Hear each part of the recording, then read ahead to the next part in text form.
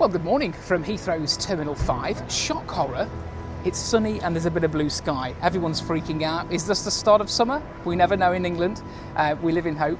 But I'm here today to fly to Madrid with British Airways on their Euro Traveller product. It's what British Airways call their short haul, their intra-European product. So I'm going to take you on there, do a trip report, show you around, and let you know what bang you get for your buck with BA when you're booking a short haul ticket. This is forming part of a longer series of trip reports because the end result is I'm actually flying tomorrow from Madrid with Iberia to Rio de Janeiro in Brazil. We're going to spend some time in Rio. I'm going to do a trip report on the Iberia A330 economy product and show you what you get there. We're also going to fly down to the Iguazu Falls with two different airlines. We're going to go down with GOL and then we're going to go back to Rio via Sao Paulo Viracopos with Azul Brazilian Airlines. So two more videos coming there. And then finally, if I haven't collapsed with exhaustion, we're flying back with British Airways on the A350 to Heathrow direct, and I'm going to review their long-haul product, a product that they call World Traveller. So now we're here, we may as well get started. Come on in, let's get checked in and start the journey.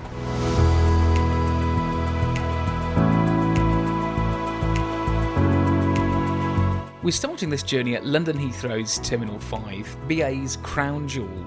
Opened in 2008 at a cost of over £4 billion, it was purpose-built to become the home of British Airways, and to this day they remain the dominant, near-exclusive operator here. Only Iberia, their one-world partner, shares the terminal. So if you're flying British Airways out of London Heathrow, chances are you'll be passing through this sleek and spacious hub. My husband and I arrived by Heathrow Express today, which is always a firm favourite.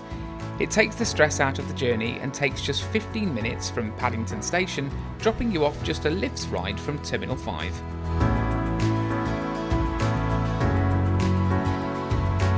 I did notice when filming though that Heathrow Airport has now increased the drop-off charge to £6 per car, which is excruciatingly high, so I'd always recommend arriving at the airport using public transport where available. British Airways check-in is located on level 3, with each area given a letter from Zone A to J. If you're travelling in British Airways Club Europe or Club World cabins, you need to head to Zone A, which is the dedicated business class check-in area. Zone B is where you can check in for World Traveller Plus, British Airways' premium economy cabin. Zone G is for groups, and if you're travelling first or have British Airways Club Gold or One World Emerald status, you can head to Zone J to use the first wing. The rest of the zones are for economy, and the departure screens will tell you which check-in area is applicable for your flight. And if you're lucky, you might also get a chance to say hello to the Heathrow Airport cleaning robots, which always make me chuckle. My husband and I have frequent flyer status with British Airways, and this means we get to use the business class check-in area, even though we're flying economy. As you can see today though, it's incredibly congested, so we just headed to the smaller club check-in kiosks to the right hand side, which were much quieter. Now, I must say it is a bit frustrating when British Airways offer the business class check-in as a frequent flyer perk, when it's so often understaffed and therefore a lot busier than the economy check-in areas. Surely just a few more staff would solve this problem. Using these kiosks is a real breeze. The bag tag is printed easily and BA use a pressure-sensitive adhesive, meaning they're very quick to apply. We also travelled light, weighing in at around 16 kilograms each. Stay tuned for our return leg to see what we weigh in when coming home from Rio. Once the bags are attached, you simply click send bag and away they go. Now, Heathrow was really busy today, but security was particularly quick. We were through in just under 10 minutes, and that's good going for Terminal 5, let me tell you. As we're flying Euro Traveller, that's BA's economy, we don't have access to a lounge, but we do get an array of lounges included through our American Express Platinum card. So today we're headed to Club Aspire. So made it through security at T5, fairly efficient today really, which is something I'm not necessarily used to saying when it comes to Heathrow in general. Normally getting in and getting out can be quite an archaic process, but really quite easy today. We're probably in security for no longer than 10 minutes straight through, so that's quite a relief. Sat in the Club Aspire lounge, which is one of the pay-to-use lounges in Heathrow 205. Like a lot of people recently, because of the British Airways Executive Club changes, with it moving to a spend-based policy, a lot of us have lost status. So my husband and I have been downgraded, so we no longer get lounge access with our loyalty programme at BA. So we're using the pay-to-use lounges going forward. Now, we get these free with Priority Pass, and that becomes one of our perks with our American Express Platinum cards. So we get unlimited lounge access in the UK and abroad at all the participating lounges in the world. So that's quite a nice perk. Club Aspire Lounge, I'd be lying if I said it was a premium lounge, because it's not, but look, it's comfortable. We've got a nice seat. It's fairly relaxing in here. One of the issues, well, a couple of issues with the lounge, the food not particularly great. I haven't ate anything here, but my husband, who's sat right behind me now, has, and he gives the food a bit of a thumbs down. Not great today. And also the temperature just in the terminal overall is absolutely crazy. I mean, it is a bit sunny outside, the temperature has picked up here in the UK, but it's absolutely baking in here, really, really hot. So that's been an interesting one to contend with, especially carrying a huge backpack full of camera kit around. It's been a bit of a difficult one, but other than that, life's good. So just waiting for our flight to board. I'll take you down to the gate, and then we'll crack on with this trip report on BA in economy on the Euro Traveller product from Heathrow T5 to Madrid. If you're wondering what was on offer at the Club Aspire Lounge, though, there were hot dishes of chicken teriyaki with broccoli, a smoky barbecue pulled pork, a chickpea curry, rice, carrot and coriander soup with various toppings and bread rolls, a rather sad-looking salad bar with crackers and one type of cheese, an overnight oats, which was the pudding of the day, teas from Twinings, a coffee machine, carbonated drinks machine, and of course a fully stocked bar with premium spirits included. I guess the real winner though was this little pancake machine, unusual to say the least. And if you're an av geek, the real selling point will be those runway views. In my opinion, that's worth putting up with Play-Doh rice any day of the week. And with that brief stopover in the lounge complete, it was time to get on board. It was a very chaotic process, but in fairness, not really down to British Airways. The areas around the A4, 5, 6 and 7 gates are extremely cramped and need to be rethought by Heathrow for sure. There's just no capacity at all for flights of this size. Boarding was done by group numbers, a rarity these days as gate agents are keen to skip this process, which is also a frequent flyer perk. So it's good to see BA enforcing this, at least today. Today's aircraft is this relatively new Airbus A321neo, delivered new to BA less than a year ago in April 2024. Today, Paul Lucas's famous quote of "boarding not boarding" couldn't be more apt. We were standing on this air bridge for more than 10 minutes, which was quite frustrating, but finally we were allowed to board. Boarding through the forward door, the first thing you notice is the cleaner, more modern aesthetic. Gone are the older, slightly tired interiors. In their place, a fresher, sleeker look. The mood lighting, muted tones and leather seats all contribute to a more premium feel than you might expect in economy. The Club Europe product looks nicer too, albeit still with the same amount of legroom. But no business class for us today. We're in seats 18E and 18F, just behind the central emergency exits. So all on board now, they're just completing the boarding process. Nice light, airy cabin. This is one of the new retrofitted British Airways A321s, so it's got the brand new British Airways seat. It's got that leather, red and navy design, and it's quite comfortable, it's padded, it's reasonable enough for a short flight. Legroom not particularly great, but that is kind of the standard now on these intra-European short-haul flights.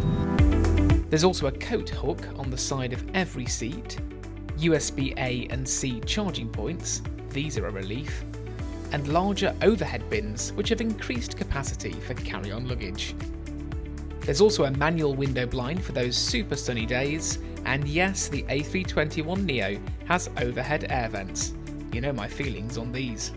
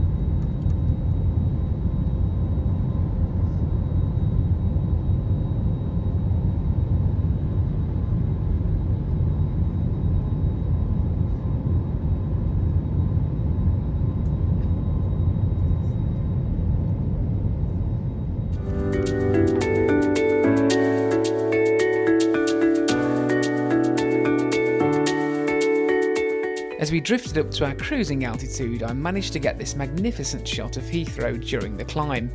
The sheer size of this airport never ceases to amaze me.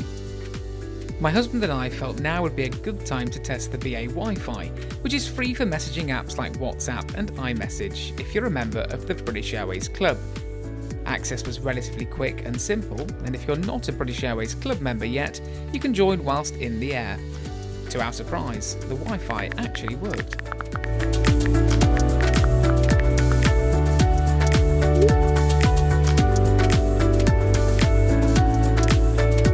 The crew then began their complimentary service, which comprises of a 250ml bottle of Harrogate Spa still water and a light snack. Today, a 3-pack of sugary shorty biscuits. These were actually quite nice, and a welcome improvement on the sour cream pretzels. Following on from this, the crew began their paid-for High Life cafe service. The options are quite varied, including sandwiches, wraps, sweet and savoury items, as well as hot and cold drinks. All I'd say is if you are considering buying something from the High Life Cafe, I'd recommend paying with your card over using Avios points. These work out at around 0.6 to 0.7 pence in value, and you can certainly get far greater value when using them for reward flights. Just a quick one, quickly review.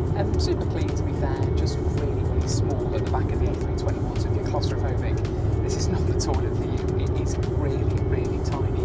My head is literally 10 centimetres from the top, and there's just absolutely no movement here whatsoever. So just one consideration is if you are a bit claustrophobic, maybe speak to the crew and try and use the forward toilets. But other than that, it's all clean and nothing to complain about here.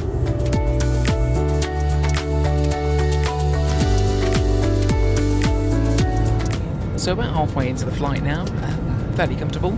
You might have noticed on our takeoff roll at Heathrow that it was quite bumpy.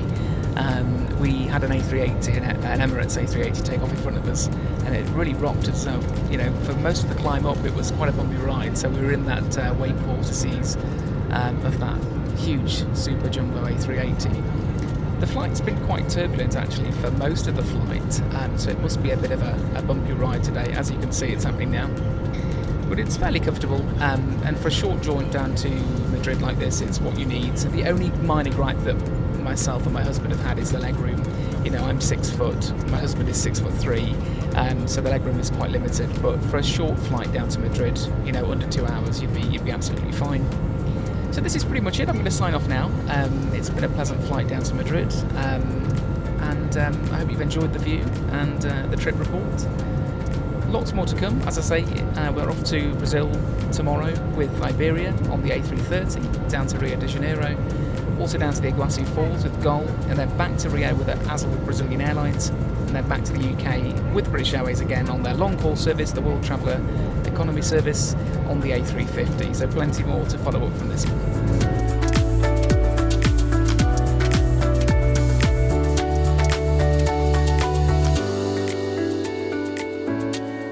And that was it. The flight continued for another 30 minutes before the seatbelt signs came on and it was time to strap in for our arrival into Madrid.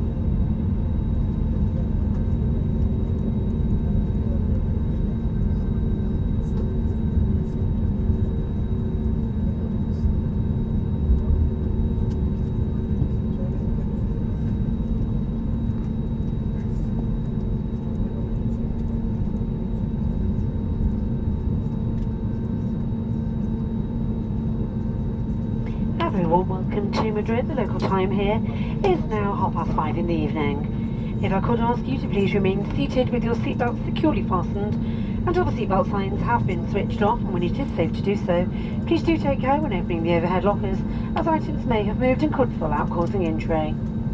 You may now make and receive calls as well as use all data services on your handheld electronic devices. Before you leave us today, please do check that you have all your personal belongings with you, including anything that you may have placed in your seat area during the flight.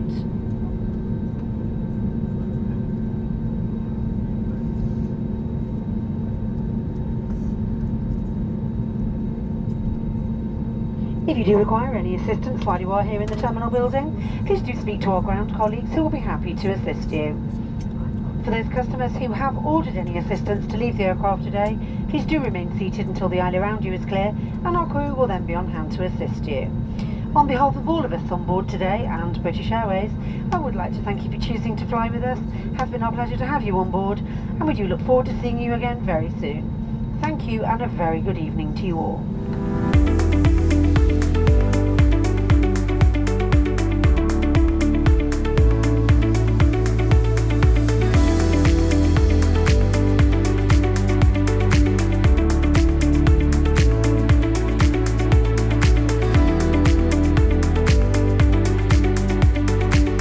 A seamless journey with the hallmarks of British Airways. Efficient, courteous and comfortably understated, while the legroom leaves room for improvement, the experience delivered where it matters. For a short European hop, it remains a dependable and well-composed choice.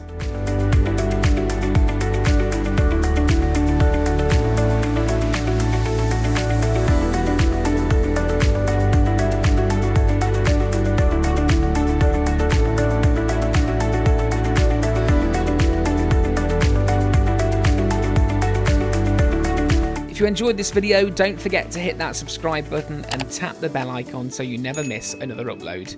Plenty more aviation, travel and hotel content coming your way. See you in the next one.